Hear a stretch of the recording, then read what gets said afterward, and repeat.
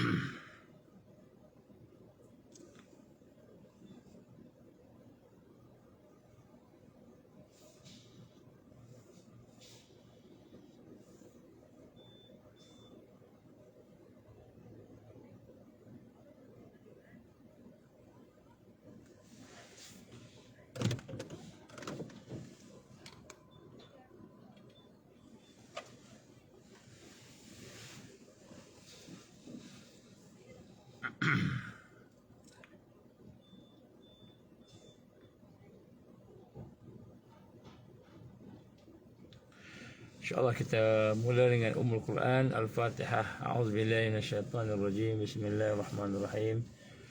Alhamdulillahi Rabbil Alamin. Ar-Rahmanirrahim. Maliki yawmiddin.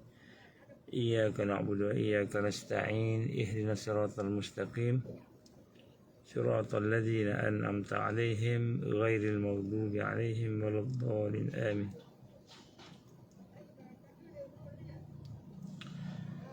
أعوذ بالله السميع العليم من الشيطان الرجيم. بسم الله الرحمن الرحيم.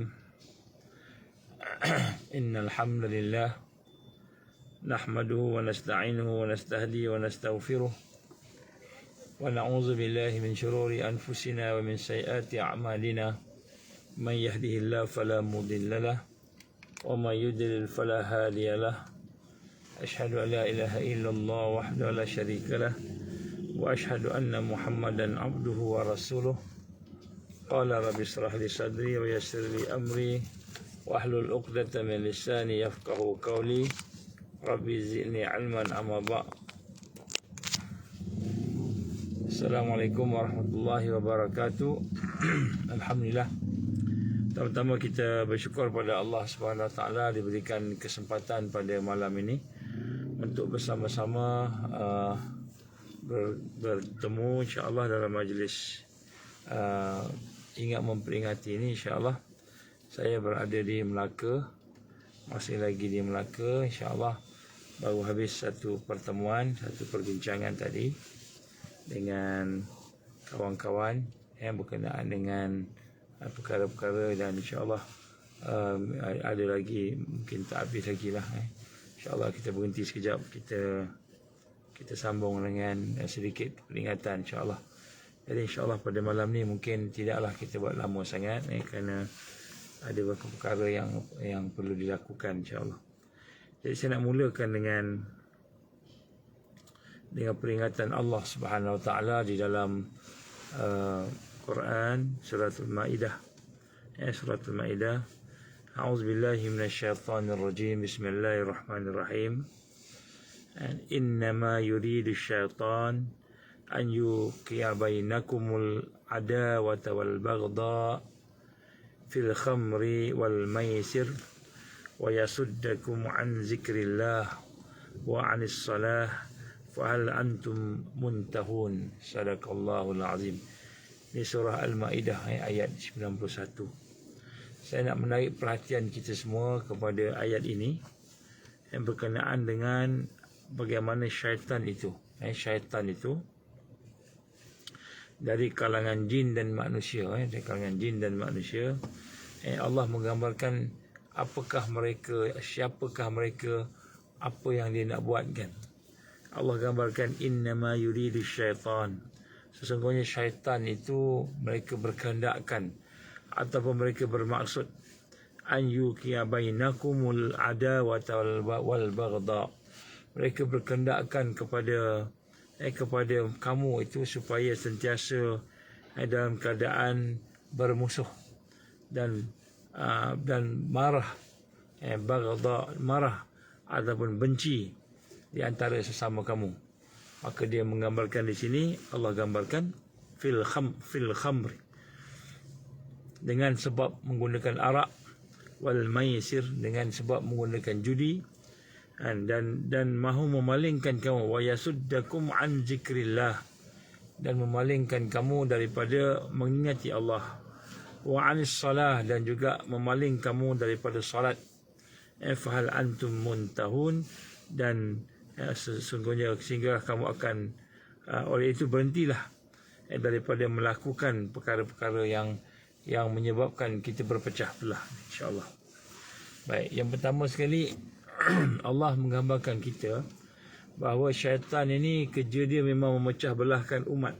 Umat yang ada pada hari ini, kerja dia memang memecah belah, memecah belahkan umat itu.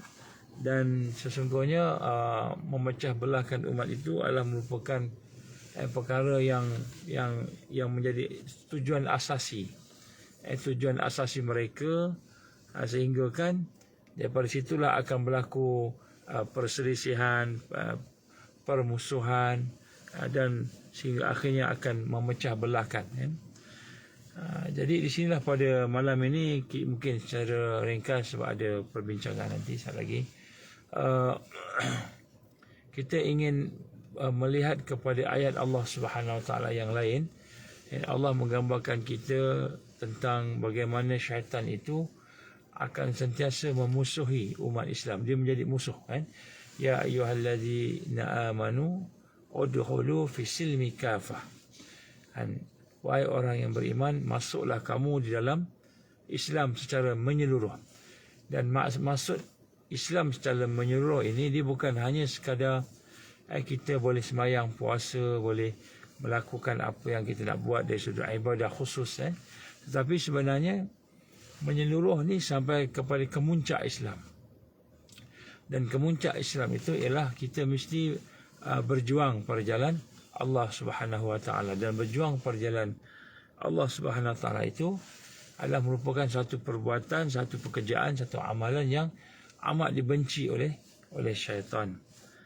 Sebab itulah digambarkan oleh Allah tadi, maka hendaklah kamu wala tattabi'u khutuwati syaitan. Jangan kamu ikut jejak langkah syaitan. Innahu lakum aduwwum mubin. Sungguhnya syaitan itu adalah musuh kamu yang sebenar, yang nyata, Tapi malangnya kita pada hari ini, sebelum kita berbincang berkenaan pejuang-pejuang Islam, mungkin kita akan sambung nanti, malangnya kita hari ini tidak benar-benar menganggap bahawa syaitan itu musuh. Kan? Kita tidak menganggap syaitan itu musuh. Kalau kita menganggap syaitan itu musuh, maka kita akan kenal syaitan ni. Syaitan ni bodoh ke? Syaitan ni pandai ke? Syaitan ni suruh orang buat baik ke? Suruh orang buat jahat ke?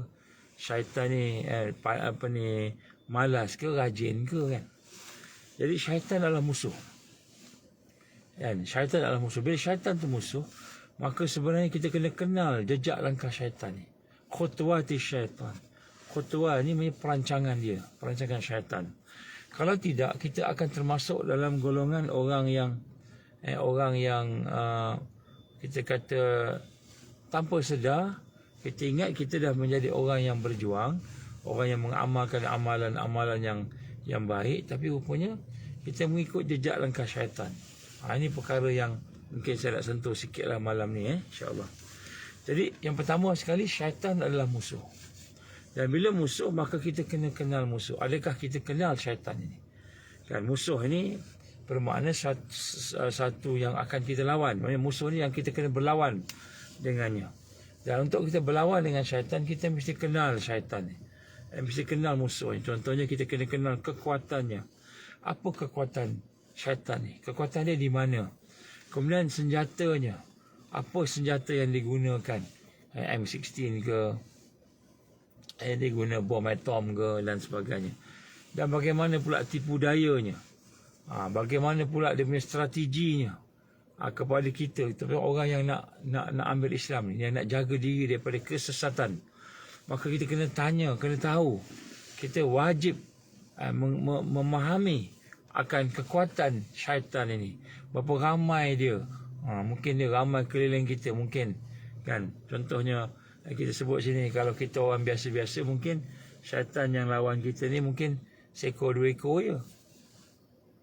Tapi kalau kita yang duduk di medan perjuangan, kita yang ingin menegakkan Islam, melakukan tajdid dan sebagainya, maka tentu syaitan yang datang ni berpuluh-puluh, mungkin ratus, mungkin ribu. Tambah lagi kalau kita ni pula jenis orang yang buat rawatan orang, suka merawat, lagi lah banyak syaitan datang. Dan dia datang dalam bentuk yang berbagai-bagai, bentuk berbagai-bagai. Dan bagaimana cara dia menyerang kita? Bagaimana cara, apa medan yang digunakan untuk menyerang kita? Jadi bila kita mengetahui rahsia syaitan ni, barulah kita akan dapat melawan dia. Kalau tak, kita tak boleh nak lawan syaitan. Kita ingat kita dah okey tapi rupanya tak okey. Ini yang kita nak gambarkan pada malam ini sikit sebanyak lah. Jadi sebab itulah di sini, apabila kita tahu kekuatan syaitan, kita kenal strategi dia, kita tahu kita tahu dia punya senjatanya contohnya, baru kita boleh buat keputusan sama ada kita nak lawan dia, maju ke depan, ataupun kita nak diam, bertahan, ataupun kita nak mundur, lari. Lari sebab kita tak kuat, kita lari dulu, tak nak bertembung lagi dengan dia lah. Jadi sebab itulah hari ini manusia sering menyatakan bahawa syaitan tu jahat, syaitan tu jahat, syaitan tu jahat.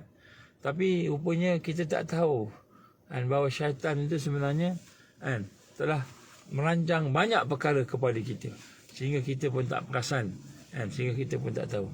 Dan akibat daripada serangan-serangan syaitan itu, akibatnya ialah sepanjang hidup kita, selama kita hidup itu, kita melaksanakan perintah syaitan. Tanpa kita sedar, rupanya kita ikut syaitan. Walaupun kita kata syaitan ni musuh, walaupun kita kata kita nak lawan syaitan, tapi rupa-rupanya kita duk ikut syaitan, ikut bisikan dia, ikut perintah dia. Kita melaksanakan perintah syaitan. Tapi kita rasa kita melaksanakan perintah Allah. Kita ingat kita berjuang, kita melaksanakan perintah Allah, tapi rupanya yang kita buat tu adalah mengikuti perintah syaitan. Inilah kebodohan manusia. Kebodohan kita yang tidak ada ilmu, yang tidak mau teliti, yang tidak perasan dengan rancangan strategi jahat musuh-musuh kita itu syaitan tadi. Dan sebab itulah yang menjadi lagi teruknya, lagi mungkin kita guna perkataan bodohnya orang yang Islam tadi itu, dia dah mengikut jejak langkah syaitan. Dia dah termasuk dalam bisikan syaitan, dan kemudian dia dah menjadi sesat. Dah sesat dah. Mungkin dia tersasar daripada perjalanannya. Contohnya daripada Selangor dia nak pergi Melaka, dan sesatnya itu dah sampai ke Nilai, ataupun daripada Johor Bahru nak pergi ke Muar, contohnya, dan sesatnya tersasar. Tersasar ni sampai ke, dari Selangor tu dah sampai ke Turki contohnya, ke Istanbul. Dia nak pergi Melaka je, sampai ke Istanbul. Ataupun daripada Johor tadi pergi ke Palestin, sampai ke sana, sesatnya tu. Jadi kita lihat bagaimana mungkin dah sampai ke satu tahap tersasar daripada kita punya sasaran tadi, ataupun tersesat tadi, sehinggalah kita dah berjalan ratusan kilometer, dah bergerak puluhan kilometer, ratusan kilometer, separuh dunia kita dah travel, dah tersasar, tapi masih kita yakin bahawa kita ni masih lagi benar. Kita ni masih benar. Ini perkara-perkara yang kita nak kena tengok balik, fikir balik, teliti, kerana kelicikan syaitan dalam menyesatkan orang beriman ini, sehingga dia tak rasa pun dia sesat, dia tak rasa pun dia dalam keadaan yang tidak berada di atas jalan yang benar. Inilah satu yang luar biasa, terutamanya mereka yang bersama-sama dengan perjuangan. Dan berlakulah sesuatu, contohnya selama ni kita ingat, kita menganggap bahawa kita menjunjung perintah Allah, kita menjauhi larangan Allah. Tapi rupa-rupanya ternyata kita ni bukan menjunjung perintah Allah, menjauhi larangan Allah. Rupa-rupanya kita menjunjung perintah syaitan, mengikuti syaitan, menjauhi larangan-larangan syaitan, sehingga kan kita boleh tersesat. Jadi bagaimana benda itu boleh berlaku? bagaimana benda itu boleh berlaku. Jadi syaitan ini, dia akan menggoda, dia akan membisik seorang yang berjuang pada jalan Allah, seorang ustaz. Mungkin dia ahli agama, mungkin dia ahli fiqh, mungkin dia ahli hadis. Kan, dia akan digoda, dibisik kan, supaya membuat sesuatu yang baik. Seperti membina masjid contohnya, ataupun membina amal-amal kebaikan, ataupun membina amalan soleh. Tapi yang suruh ni syaitan. Jadi kita tak sangka bahawa syaitan ni dia menyuruh kita supaya buat benda yang baik. Kita ingat syaitan akan suruh kita buat benda-benda yang rosak, benda-benda yang tak elok. Kita tak faham. Selama ni kita ingat kita berjuang pada jalan Allah. Kita berjuang untuk membina masjid contohnya. Kita berjuang untuk membina kebaikan, amalan kebaikan.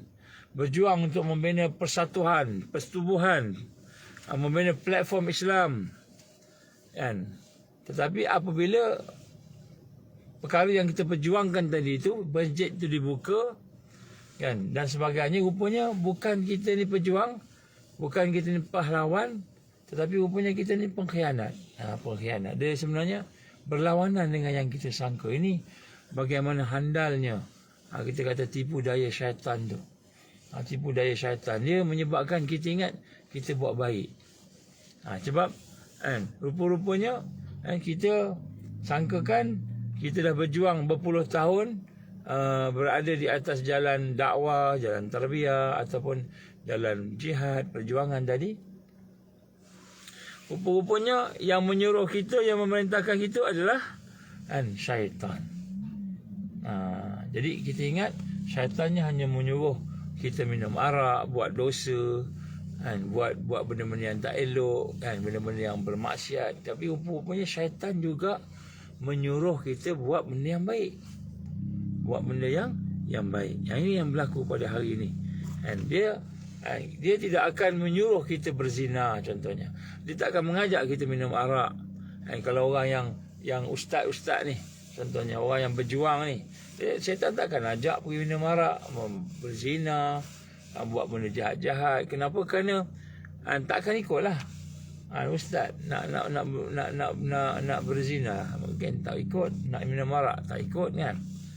Tapi kalau ustaz tu disuruh supaya dia mengajar, berceramah, mungkin dia membuat satu amalan, bina masjid contohnya, bina madrasah, khatam Quran sebagainya, maka tentulah ustaz tu akan buat. Ustaz tu akan buat. Tetapi di sebalik itu, bina masjid ataupun kita kata buat baik tadi tu, yang suruh tu, yang motivate dia, yang menjadikan dia buat tu bukan Allah. Rupa-rupanya bisikan syaitan. Macam mana perkara ini boleh berlaku? Kita tengok contoh. Bina masjid lah, katakan bina masjid. Kita pernah dengar kisah Masjid Dirar. Contohnya Masjid Dirar ni, masjid yang dibina oleh orang munafik. Sebenarnya dibina oleh seorang dipanggil apa? Dipanggil Rahib bin Hatib, ataupun seorang Nasara, seorang Kristian, dan kemudian menyuruh orang-orang munafikin, orang yang munafik itu mendirikan masjid itu untuk memecah belahkan umat Islam. Jadi bina masjid, bina masjid. Jadi sini kita lihat, contohnya kalau kita hari ini buat suatu amalan yang kita kata amalan ni dah soleh, dah bagus dah baik dah, bina masjid contohnya, nak membina satu amalan yang membina madrasah sebagainya kan. Tetapi rupa-rupanya perbuatan kita membina masjid, perbuatan kita ni membina madrasah, perbuatan kita ni buat amalan-amalan saleh, buat pertubuhan sana, pertubuhan sini, kita tak perasan rupa-rupanya perbuatan itu menyebabkan kita ni umat berpecah belah. Umat berpecah belah. Macam mana yang kita bacakan dalam ayat tadi, bagaimana Allah menggambarkan innama yuridu syaitan an yuqi'a bainakumul adawata wal baghdha. Jadi sesungguhnya syaitan itu sebenarnya dia hanyalah bermaksud untuk menimbulkan permusuhan, kebencian, kemarahan antara sesama kamu. Kenapa? Kerana dia nak menghancurkan pejuang-pejuang tadi. Maka di situlah syaitan itu akan menyuruh orang itu buat benda-benda yang baik, buat benda-benda yang nampak amalan soleh, seperti nak mempertahankan kebenaran, tetapi rupa-rupanya perkara itu tujuan dibuat itu sebenarnya kesudahannya itu akan membawa kepada perpecahan, perbalahan, kelemahan kepada ummah. Jadi walaupun nampak macam bendanya baik, tapi rupa-rupanya dia adalah merupakan bisikan-bisikan syaitan. Jadi contohnya kalau kita sebut tadi kan, bagaimana buat masjid, buat masjid ni, buat masjid tu, buat masjid, banyak macam masjid kan. Jadi bina masjid ni sampai peringkat kan, kita kata banyak sangat masjid, sampai orang nak pergi semayang pun dah confuse. Satu masjid ni baca kunut, satu masjid tak baca kunut. Contohnya, satu masjid ni semayang tarawihnya 20 rakaat, satu masjid ni semayang tarawihnya 8 rakaat. Satu masjid ni ada aircon, satu masjid tak ada aircon langsung, contoh. Jadi ada masjid tu sendiri sebenarnya dibina oleh mereka yang mengikut ajakan syaitan tadi untuk memecah belahkan umat. Untuk memecah belahkan umat. Bukan masjid itu untuk menjadi amalan membina, tapi boleh nak pecah belahkan. Nak pecah belahkan, kita kata perjuangan tadi. Nak pecah belahkan, bina masjid sana. Macam konsep yang dibuat oleh orang-orang munafik ketika zaman Rasulullah SAW. Jadi syaitan ni dia pandai, dia bisik. Dia akan bisik pada kita, ini kena buat ni, ini baik ni, ini satu yang elok ni, contohnya kan. Macam saya ada melihat satu macam viral video jugalah. Ada seorang ustaz ni, dia tanya soalan kepada dia punya mungkin yang mendengar ceramah tu tanya soalan. Dan soalan tu mungkin menaikkan kemarahan dia sikit lah kan. Dan dia cakap lah, hari ni dia kata ada orang yang kata tak payahlah berbala-bala, tak payahlah berselisih, tak payahlah kita kata tegur-tegur orang sini orang sana kan. Marilah kita bersatu. Lepas tu dia kata apa? Dia kata kita bersatu atas kita boleh bersatu, tapi mesti atas dia sebut kebenaran. Betul lah, dari satu sudut, satu atas kebenaran. Tetapi apabila kita berbala-bala, contohnya kita kata yang ini bid'ah, yang sana tak bid'ah, kan? Yang ini sesat, yang sana tak sesat kan? Jadi dia kata atas kebenaran. Jadi kebenaran tu siapa yang nak judge mana satu yang benar, mana satu yang kurang benar? Dia bukan masalah kafir ataupun Islam, beriman ataupun kufur. Kadang-kadang dia masalah ijtihad saja, masalah perbezaan pandangan sahaja. Jadi bukan masalah kafir tak kafir, tapi yang lebih penting ialah perpecahan. Berlaku perpecahan, berlaku persisihan, berlaku perbezaan yang menyebabkan orang Islam dengan orang Islam bergaduh sama sendiri. Orang Islam dengan Islam bermasam muka sesama sendiri. Orang Islam berpecah sesama sendiri. Jadi sedangkan Allah Subhanahu Wa Taala tidak pernah memerintahkan supaya kita ni berpecah belah. Allah tak perintahkan berpecah belah. Wa'tasimu bihablillahi jami'a wa la tafarraqu. Dan Allah gambarkan, hendaklah kamu semua berpegang teguh dengan tali Allah dan janganlah kamu berpecah belah. Jadi rupanya bila kita nak mempertahankan pandangan kita dan kita meremehkan pandangan orang, rupa-rupanya dia boleh menyebabkan perpecahan. Jadi sebab itulah kalau kita tengok sini, sebenarnya apakah Allah menyuruh kita berpecah belah ataupun Allah SWT menyuruh kita bersatu padu? Jadi sekiranya tindakan-tindakan yang kita lakukan itu boleh mendatangkan perpecahan di kalangan umat ini sesama agama, maka sebenarnya itu adalah bisikan syaitan. Jadi itu sebenarnya adalah bisikan syaitan. Kenapa? Kerana nampak baik, nampak elok, nampak okey aja, nampak ini sunnah, nampak ni nak menjaga kebenaran. Tetapi rupa-rupanya perbuatan itu boleh menyebabkan umat berpecah. Kita bergaduh sama sendiri, kita berpecah, kita bermasam muka, berburuk sangka, sampai kita bermusuhan, sampai peringkat mungkin berbunuh-bunuhan. Sampai berbunuh-bunuhan. Kenapa? Kerana perpecahan yang telah dirangsang, yang telah didorong oleh syaitan tadi. Jadi sebab itulah ini satu peringatan kepada kita.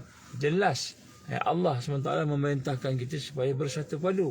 Wa'tasimu bihablillahi jami'a wa la tafarraku.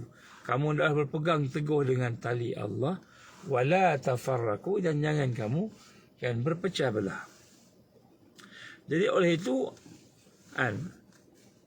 apabila kita melakukan sesuatu yang boleh menyebabkan umat Islam ini berpecah belah, maka sebenarnya itu adalah daripada bisikan syaitan. Bisikan syaitan. Kalau seseorang tu kata, contohlah Islam ni agama yang baik, maka kita nak kena menyantuni orang, menyantuni manusia. Tetapi rupa-rupanya bila kita menyantuni manusia atau buat sesuatu itu, yang rupa-rupanya membawa kepada perpecahan di kalangan sesama mukmin muslim. Jadi perpecahan itulah sebenarnya jarum-jarum khutwat tersebut tadi, perancangan syaitan yang nak menyuruh kita berpecah sesama kita, bergaduh sesama kita. Saya bagi satu contoh lah, lagi satu yang mungkin kita nak tengok sini. Orang kata kita kena sampaikan perkara al-haq, walaupun perkara itu pahit. Walaupun perkara itu pahit, kena sampaikan. Apa yang kita nak sampaikan al-haq tadi? Kita nak sebut pandangan kita. Pandangan kita. Kemudian berbanding dengan pandangan orang lain. Berbanding dengan pandangan orang lain. Jadi pandangan kita itu rupa-rupanya menyebabkan berpecah belah. Jadi pemandangan kita ni, pandangan kita. Contohnya kita kata orang tu sesat, kita kata orang tu bid'ah, kita kata orang tu tak betul kan. Itu pandangan kita. Pandangan orang lain pula kan. Jadi sebab itulah kita lihat bagaimana perkara yang ada pada hari ini sampai peringkat menyebabkan berlaku berebut jawatan contohnya. Sampai peringkat berlaku berebut madrasah. Contohlah, kita ni dah jadi jawatan kuasa. Jadi jawatan kuasa, kemudian kita dipecat. Kita dipecat. Ataupun kita dah tak boleh menang. Pada pertandingan pemilihan tu kita tak menang, kita kalah. Jadi kita tak boleh nak terima. Orang tak pilih kita, tak boleh nak terima. Kita ni ada kewibawaan, ada sebagainya, tak boleh nak terima. Maka balik rumah. Balik rumah syaitan membisik kat kita. Ni contoh. Ni tak ada kaitan dengan siapa-siapa ni. Contoh. Jadi syaitan membisik kita. Apa dia bisik? Dia kata, kamu ni kan bagus, kamu dah buat sekian banyak jasa dan sebagainya. Maka pedulikanlah masjid tu. Pergi buat masjid lain. Tunjukkan kewibawaan kamu. Kamu boleh buat masjid sekian-sekian. Boleh buat benda-benda ni, contohnya kan. Jadi rupa-rupanya bisikan itu nampak macam bagus. Kita nak tunjukkan kebaikan kita, kewibawaan kita. Tapi rupanya itu adalah bisikan untuk memecah belahkan umat. Memecah belahkan umat. Jadi sinilah kita lihat, syaitan dia takkan suruh kita buat benda maksiat kalau kita dah tak buat maksiat. Contohnya, kalau kita orang yang berada di dalam kategori ustaz ke, pejuang ke kan, da'i ke, jadi kita ni tentu tak akan buat maksiat lah. Syaitan suruh kita minum arak, memang tak minum lah. Syaitan suruh kita buat berzina, mungkin tak adalah berzina. Syaitan suruh kita buat benda-benda yang tak elok kan, tak buat. Tetapi dia akan menyuruh kita supaya kita membuat benda yang baik. Benda yang baik ni apa? Benda yang baik ni mungkin bina masjid, mungkin buat satu amal yang baik. Tetapi rupa-rupanya bila kita kaji sungguh-sungguh, tengok betul-betul, apa yang kita lakukan itu akan menyebabkan kita ni berpecah belah. Dan berpecah belah itulah merupakan perkara yang utama, strategi yang utama yang dilakukan oleh iblis dan syaitan, terutamanya ketika mana tajdid akan berlaku. Jadi tajdid yang akan berlaku ini di dalam masa yang tak lama dah ni, insya-Allah kita rasakan dah tak lama dah. Daripada tanda-tanda yang kita dapat, sama ada tanda-tanda yang tersurat atau yang tersirat, kita melihat bahawa perkara-perkara tajdid ni, kebangkitan ni dah dekat sangat. Jadi sebab tu insya-Allah akan ada beberapa perkara yang saya akan sampaikan lah. Tapi saya tak akan sampaikan di FB lah, sebab di benda-benda yang tersurat dan tersirat ni kita akan sampaikan dalam pertemuan-pertemuan bersama-sama kita, sesama kita lah nanti. Nak sebutkan bagaimana keadaan yang terlalu dekat dengan kebangkitan ini, maka fitnah yang paling besar, kemuncak yang akan menyebabkan tajdid itu terganggu ialah fitnah perselisihan dan perpecahan. Perselisihan dan perpecahan. Jadi perselisihan dan perpecahan ini adalah merupakan strategi yang paling utama sekali. Yang paling utama sekali. Kan, sebab daripada perselisihan dan perpecahan itulah akan berlakunya kelemahan man yujaddidu laha dinaha tadi. Mereka yang nak mentajdidkan agama. Jadi kita akan dipecah-pecahkan. Sebab itulah kita lihat hari ini bagaimana perkara yang kita gambarkan itu sebagai perkara yang baik, maka rupa-rupanya tak baik. Sebab tu apabila kita memproses mentarbiah hati kita, maka kita nak kena teliti dengan hati kita.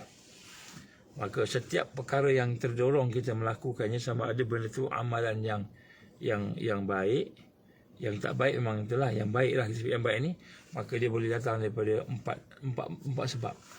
Empat sebab. Kita kena tengok balik. Ini dari sudut kita nak melihat hati kita. Yang pertama sekali ialah dia datang daripada Allah. Apa tanda satu bisikan, satu dorongan itu datang daripada Allah Subhanahu Wa Taala? Apabila ada satu bisikan, desakan untuk berbuat baik, dan kemudian kita ignore, kita tak nak buat tak tahulah macam itu. Jadi desakan tu bila kita buat tak tahu, dia bertambah kuat. Akhirnya kita menyerah, kita buat. Yang ini adalah hidayah daripada Allah. Yang ini adalah taufik daripada Allah. Jadi kalau desakan yang positif, yang baik, yang sesuai dengan syarak, kemudian dia bertambah kuat, maka itu daripada Allah. Terus buat. Yang ini terus buat. Mana itu adalah sesuatu daripada Allah Subhanahu Wa Taala. Kemudian yang kedua ialah bisikan-bisikan lintasan untuk kita nak motivasi buat sesuatu, buat baik juga. Tetapi apabila kita dapat tu, kita diam je. Kita diam dulu. Sebab orang beriman, bila dia dapat bisikan tu, dia tak terus buat. Baik ke buruk ke, dia akan dipanggil tuma'ninah. Bila kita dapat bisikan, dapat pandangan dalam akal kita, dalam hati kita, rasa, perasaan kita nak buat baik, orang beriman dia tak terus buat. Sebab dia nak tengok sama ada bisikan daripada Allah, ataupun bisikan ni daripada malaikat, atau bisikan daripada diri dia sendiri, nafsu dia, ataupun bisikan daripada syaitan. Ada empat ni. Nak kena tengok. Jadi bila daripada Allah ni, bila dia diam ya, bisikan tu semakin kuat, makin mudah pula nak buat. Maka itu daripada Allah. Yang kedua daripada malaikat. Jadi malaikat bisik kat kita, bangun malam, buat ni, buat itu, sebagainya kan. Dan kemudian kita tengok pula kesudahan, natijah daripada buat tu, ada keburukan tak? Tak ada keburukan. Contohnya suruh bangun malam kan. Bangun malam tak ada apa-apa, di sana tidak ada ujub, tak ada apa semua. Itu bisikan yang baik tu daripada Allah ataupun dari malaikat. Yang daripada malaikat ni, bila kita diam aja, buat tak tahu je, dia hilang. Tapi daripada Allah, kita buat tak tahu tu, dia akan makin kuat sehingga kita akhir kita buat. Kemudian yang ketiga ni bisikan daripada nafsu. Nafsu ni dia datang daripada diri kita sendiri, yang kita hajatkan kepada sesuatu yang berbentuk dunia yang melampau-lampau, tu nafsu. Sebab itulah bila ada bisikan baik, kita tengok bisikan ni daripada apa. Daripada nafsu ke, ataupun daripada Allah ke, ataupun sebagainya. Bisikan baik belaka, maknanya beramal, beramal baik. Maka apabila nafsu, macam mana nak tahu nafsu ni? Nafsu ni ialah apabila kita tengok, kalau aku buat benda ni, apa jadi pada hati kita. Tiba-tiba kita buat benda tu kerana nak tunjuk ke orang. Kerana nak tunjuk ke orang. Kalau nak tunjuk ke orang kerana nak riak contohnya, ataupun kerana ujub contohnya, itu nafsu kita. Itu nafsu kita. Kita buat tu supaya orang sebut kita pandai, supaya orang sebut kita hebat, supaya orang sebut kita ni seorang berani, contohnya berjihad berani, seorang yang lantang dan sebagainya. Maka itu nafsu. Bila kita nak buat sesuatu dan kita berhajat kepada kita kata manusia memuji kita, dapatkan dunia dan sebagainya, itu nafsu. Kena hati-hati. Yang ini kita hati-hati, tinggalkan dulu. Tinggalkan dulu. Kita betulkan dulu niat kita, betulkan dulu kita punya hati tadi. Betulkan dulu baru kita buat. Jadi nak kena betulkan. Sebab tu muhasabah ni ialah sesuatu yang perlu kita lakukan sebelum beramal, setelah dan semasa dan setelah beramal. 3 ni. Jadi sebelum kita kena tengok dulu, supaya yang kita buat tu bukan nafsu kita nak. Sebab kadang-kadang kita semayang, kenapa semayang? Allahu Akbar, sungguh-sungguh semayang. Rupanya nak tunjuk-tunjuk ke kawan-kawan kita jadi orang semayang. Padahal kalau kita seorang-seorang dalam bilik tak semayang. Ada wujub kat situ, ada takbur kat situ, ada riak kat situ. Ini nafsu. Baik, yang syaitan macam mana? Syaitan pun suruh kita buat baik juga. Syaitan bukan ajak kita buat jahat aja. Yang buat jahat tu bagi orang yang nafsunya jahat, memang dia buat jahat. Tapi orang yang berjuang ni, orang yang nak berjuang ni, orang da'i ni, orang yang nak melakukan tajdid ni, nak membina kekuatan Islam ni, maka syaitan akan menyuruh kita buat baik juga. Tapi macam mana nak tahu ini daripada syaitan? Senang aja. InsyaAllah kita cuba buat pelan-pelan. Ini penting supaya kita tidak. Yang pertama sekali, kita kaji. Kalau aku buat perkara ni, apa berlaku? Macam Allah gambarkan tadi dalam ayat surah Al-Ma'idah tadi, yang kita baca awal tadi kan. Mereka ni berkehendakkan supaya kita ni kan bermusuhan, berselisihan sesama mukmin, sesama Muslim. Bila kita buat benda ni, akan berlaku pergaduhan, akan berlaku perpecahan, akan berlaku perselisihan. Bila kita buat benda ni, akan berlaku benci, kita benci lawan. Contohlah, simple lah. Ada orang kata poligami ni sunnah. Orang kata apa? Poligami ni sunnah. Nak kahwin 1, 2, 3 dan 4 ni sunnah, dia kata. Jadi nak kahwin poligami ni ada 2 kriteria yang paling besar. Yang pertama sekali ada keperluan. Yang kedua ada kemampuan. Jadi ada keperluan dan ada kemampuan. Jadi antara kemampuan yang kita nak kena tengok di sini ialah antaranya ialah kan, kita ingat kita nak bina masjid, bina rumah tangga yang baru, rupa-rupanya bina satu runtuh satu, bina satu runtuh satu. Jadi bila bina satu terbina, satu lagi runtuh. Satu bina, satu runtuh. Itu bukan sunnah. Itu bukan sunnah. Jadi sebab tu kadang-kadang kan, kita kena tengok, nampak macam nak bina masjid, nampak macam nak buat baik, nampak macam nak buat amal soleh sebagainya, tapi rupanya kan, di situ ada perpecahan, di situ ada perselisihan, sampai peringkat bergaduh, sampai peringkat bermusuh. Maknanya tak mampulah, tak ada kemampuan lah macam itu. Jadi maknanya kita tengok hari ini kan, bila kita buat sesuatu dan perkara itu menyebabkan perpecahan, sama ada perpecahan sama orang Islam, perpecahan sama-sama dengan kawan-kawan sahabat kita, atau perpecahan kalau dalam lagi teruk lagi bila dah dalam jamaah, berpecah pula jamaah.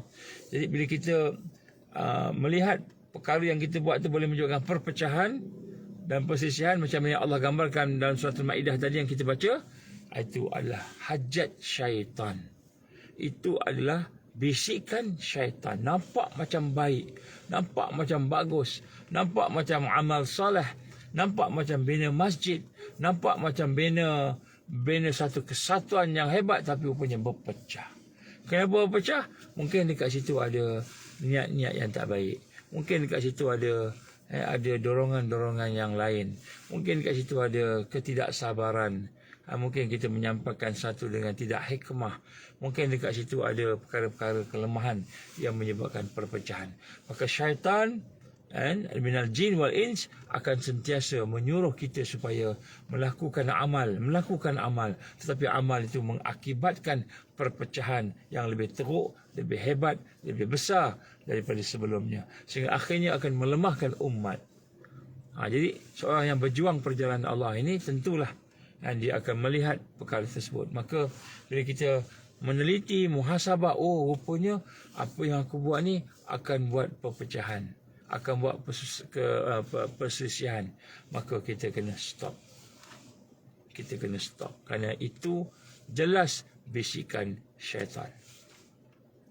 Macam mana tanda-tanda bisikan syaitan ni? Senang aja juga kan. Kalau kita kata buat dosa tu kan, kita takkan beritahu kat orang tertentu je kita beritahu. Dia tak boleh beritahu kat semua orang, tu dosa lah tu kan. Ada benda yang kita tak mau orang lain tahu, tu dosa. Kecuali ada strategi ke rahsia ke apa lain lah. Tapi nak sebut sini benda tu tak elok kan. Jadi bila ada kena berhenti. Jadi macam mana cara nak berhenti tu? Maka cara nak berhenti tu salah satunya ialah dengan kita meminta Allah melindungkan kita daripada bisikan syaitan.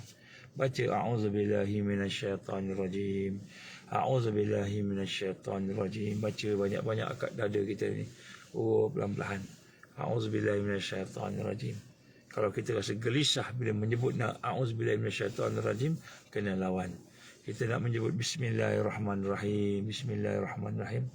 Lidah kita baca bismillah, hati kita baca bismillah, dan kita minta tolong Allah. Dalam hati kita, ya Allah, tolonglah aku. Bismillahirrahmanirrahim. Ya Allah, tolong aku. Ya Allah. Kita minta pada Allah.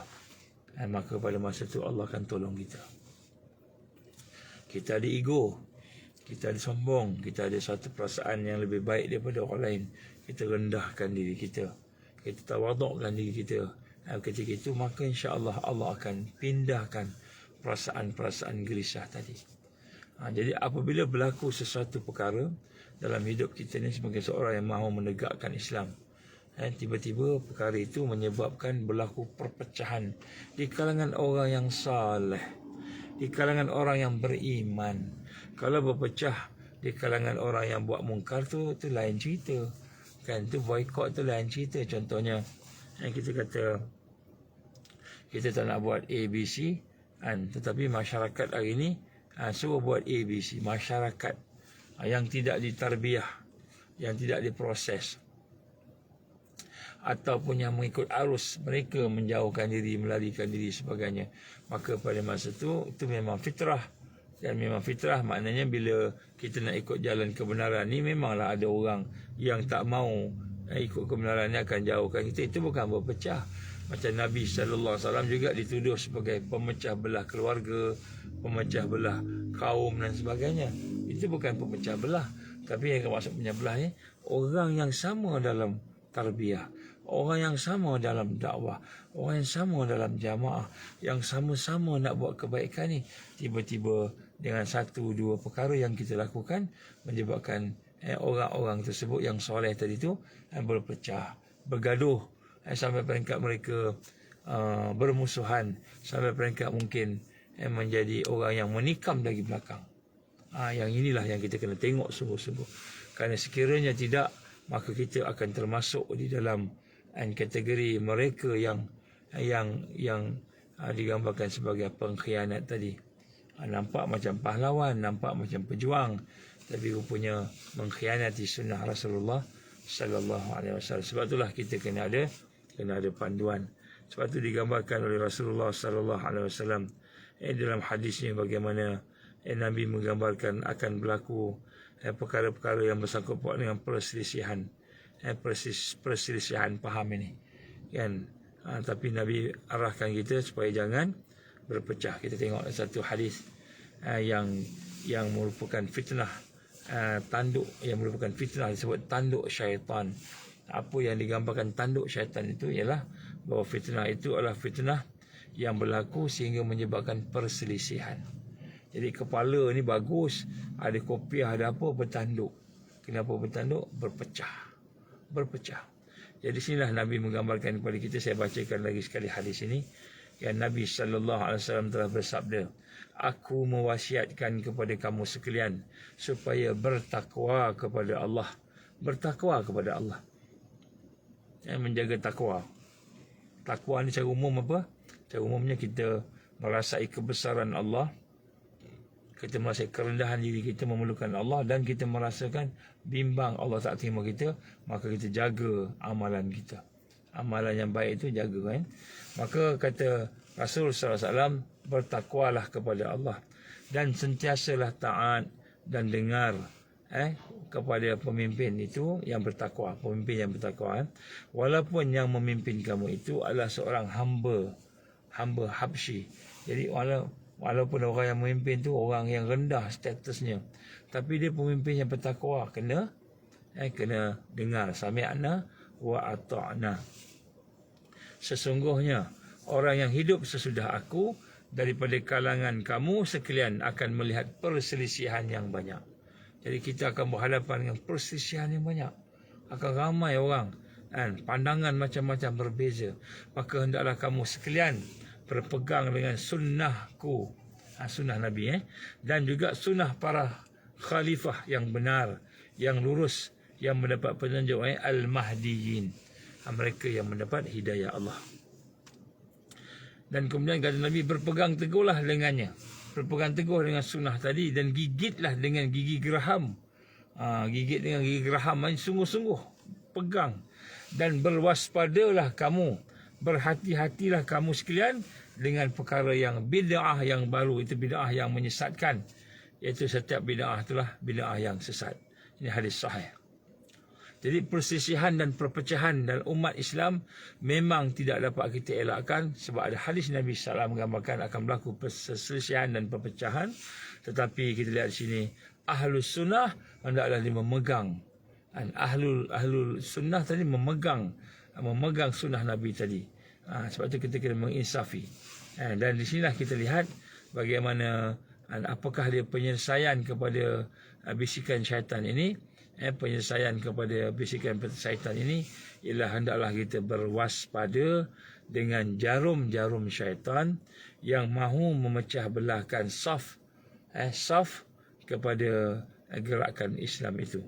Kita hendaklah kita merasakan bahawa pada hari ini kita jangan sampai berpecah belah dengan mereka yang sama-sama mahu berjuang di atas jalan dakwah, tarbiyah dan jihad fi sabilillah. Kerana syaitan, sebagaimana digambarkan tadi dalam surah Al-Ma'idah ayat 91, innama yuridu syaitan an yuqi'a bainakumul adawata wal baghdha. Sungguh-sungguh syaitan itu berkehendakkan supaya berlaku perpecahan di kalangan orang-orang beriman, berselisih dan bergaduh. Dan di sinilah apakah jalan penyelamat.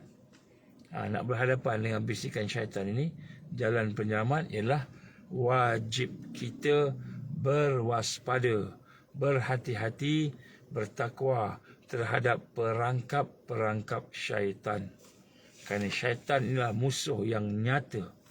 Sebab itu kita disuruh supaya kita menjauhkan diri daripada kebatilan, menjauhkan kita daripada perkara yang memudaratkan ummah. Sebab apa? Dalam kitab yang digambarkan, saya tak ingat siapa apa kitab berkenaan amal syaitan, amal jin dan syaitan, digambarkan bahawa dia akan datang, syaitan ni dia akan datang sebagai penasihat. Inilah an-nasihin, dia akan datang sebagai penasihat. Dia akan datang sebagai orang yang bagi nasihat. Aku ni bagi nasihat kat kamu, buat begini. Ini kan amal soleh ni. Ni kan amal soleh ni. Maka sekiranya bila kita melihat amal soleh yang dinasihati oleh syaitan itu, rupa-rupanya boleh membawa kepada perpecahan kepada mukmin, maka kita jauhkan amal soleh itu. Nampak macam amal soleh, tapi rupa-rupanya amal itu adalah amal yang akan menyebabkan kita terpisah daripada barakah Allah Subhanahu wa Ta'ala. Jadi sebab itulah saya sebut tadi, insya-Allah apabila kita berhadapan dengan bisikan-bisikan syaitan tadi, maka hendaklah kita meminta kepada Allah dan kekuatan supaya Allah merejam bisikan itu. Baca auzubillahi minasyaitonirrajim, auzubillahi minasyaitonirrajim. Dan di sinilah yang digambarkan sebagai ancaman dalaman yang disebut oleh Mustafa Masyhur rahimallah. Dia kata apa? Ancaman dalaman yang paling besar sekali, yang lebih aku takuti. Digambarkan oleh para ulama kita, iaitu yang lebih dibimbangi daripada ancaman luar. Ancaman luar ni boleh datang daripada Dajjal, boleh datang daripada tenteranya dan sebagainya, tapi ancaman dalaman ni yang memecahkan kita, memisah, menyebabkan kita bermusuhan sama kita ni, itu lebih dibimbangi, lebih mematikan, kerana dia akan menghancurkan jamaah taifah tadi. Bila menghancurkan jamaah dan taifah tu, siapa yang rugi? Orang yang mengikuti perkara tersebut, dia akan tertinggal dan terpesong dan terseleweng. Ini yang bahaya dia. Bahaya dia. Sebab itu kita lihat apabila berlaku peristiwa Masjid Dirar, pembinaan masjid oleh orang-orang munafikin, oleh orang munafikin yang telah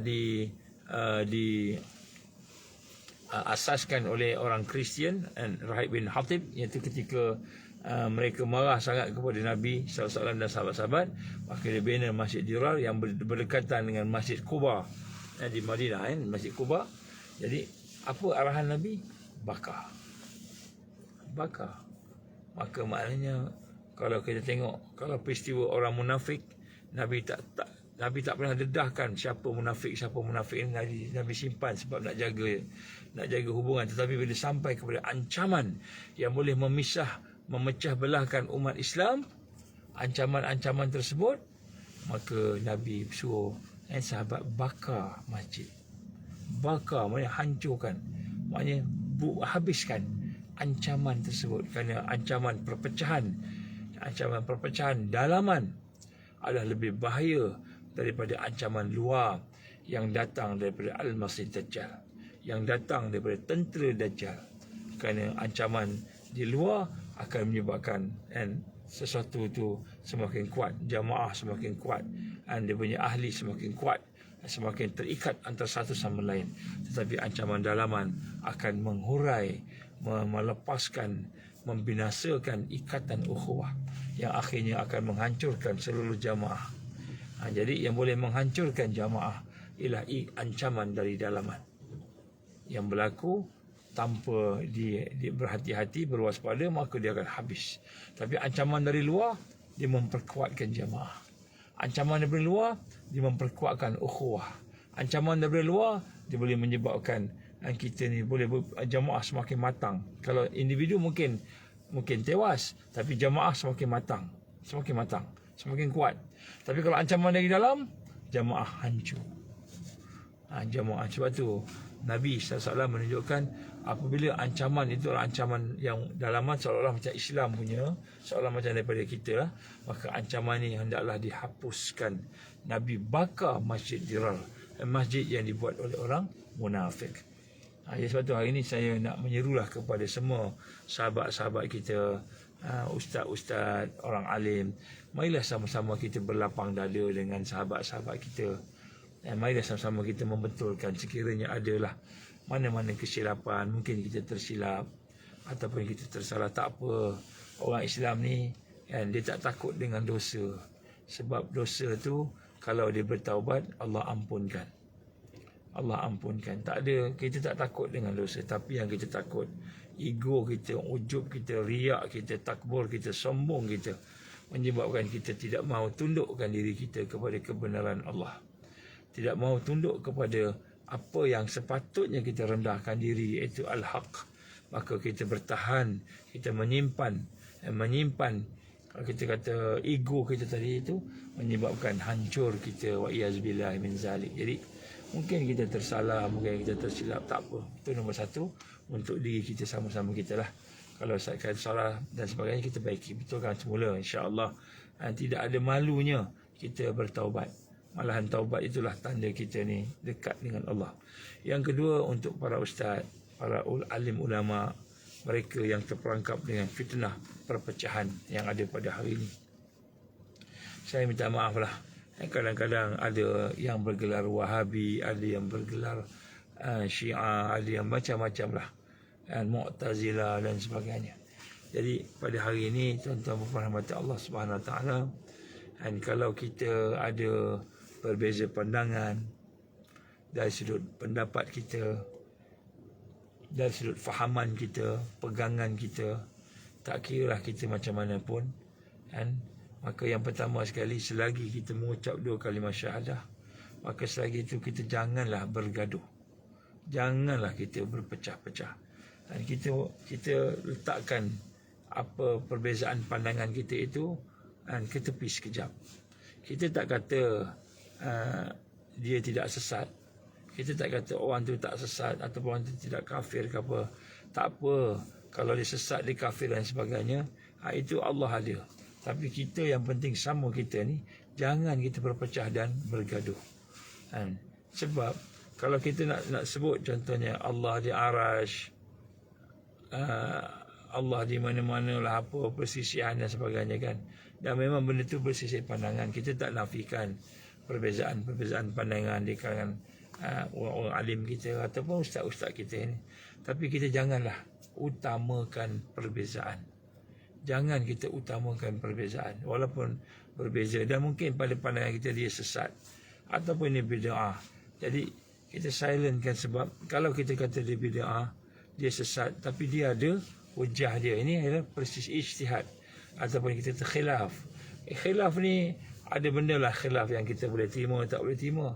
Tetapi dalam rangka kita nak berhadapan dengan api yang lebih besar, ancaman yang lebih besar, Al-Masih Dajjal yang nak keluar dah ni, Al-Masih Dajjal yang nak keluar dah ni, maka bagi mereka yang berjuang, maka hendaklah mereka mengutamakan penyatuan dan kesatuan.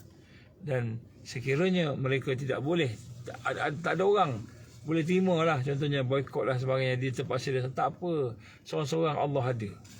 Tapi jangan kita yang menghayun tangan kita untuk membunuh, kan, sahabat kita. Saya minta maaf sebab sini, contohnya yang berlaku di Syria, atas nama Syiah, atas nama Sunni, kan, bergaduh, berpecah memang betul lah, adalah dia punya masalah sesat tak sesat tadi.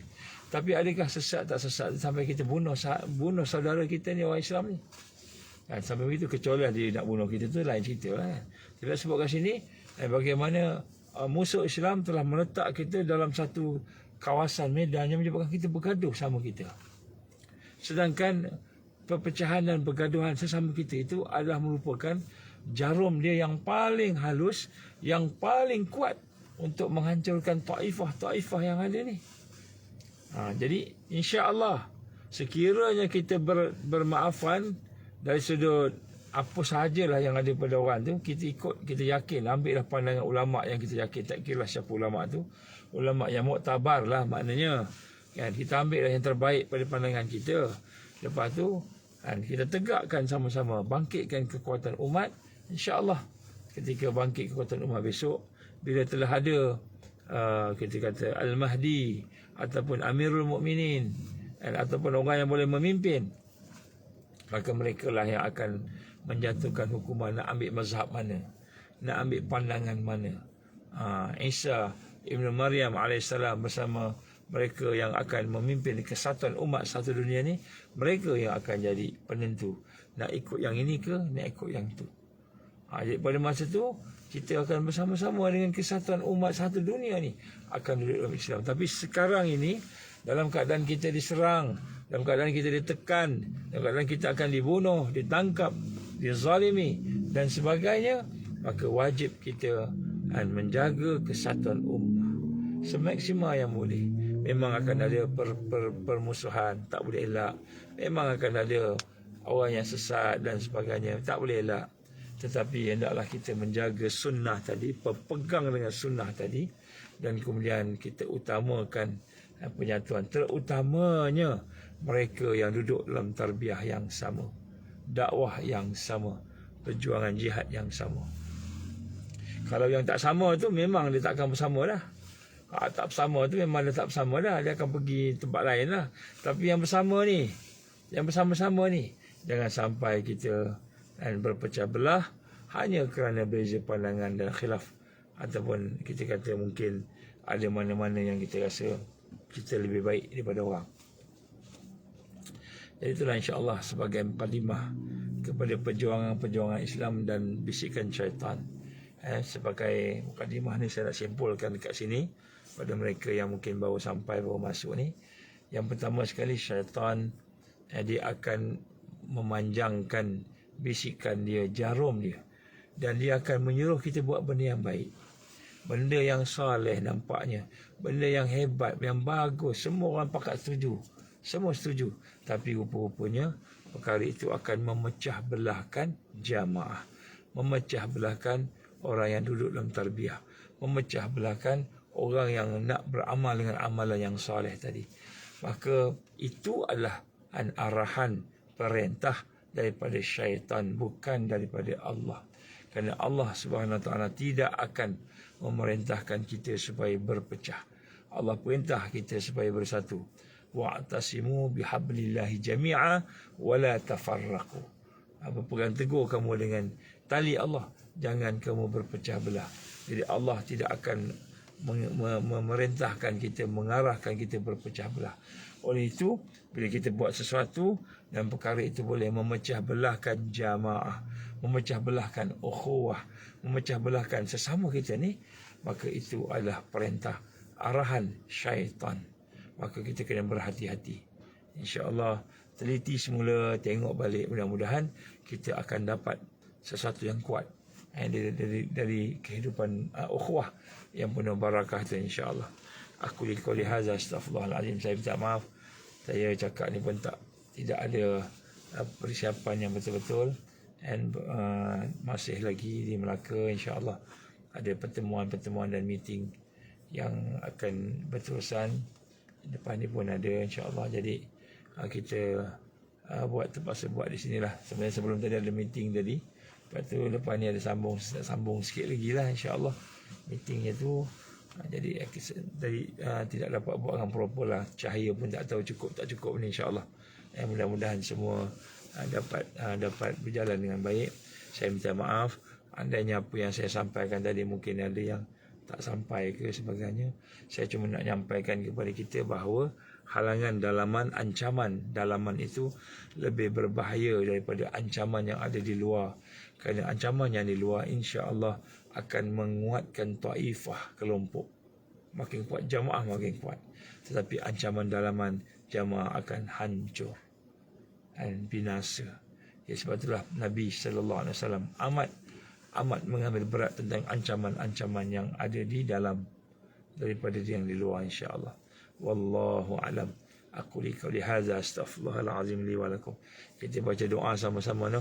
Minta maaf suara pun tak kuat sangat sebab tekak kering, nak minum sikit. Auzubillahi minasyaitonirrajim. Bismillahirrahmanirrahim.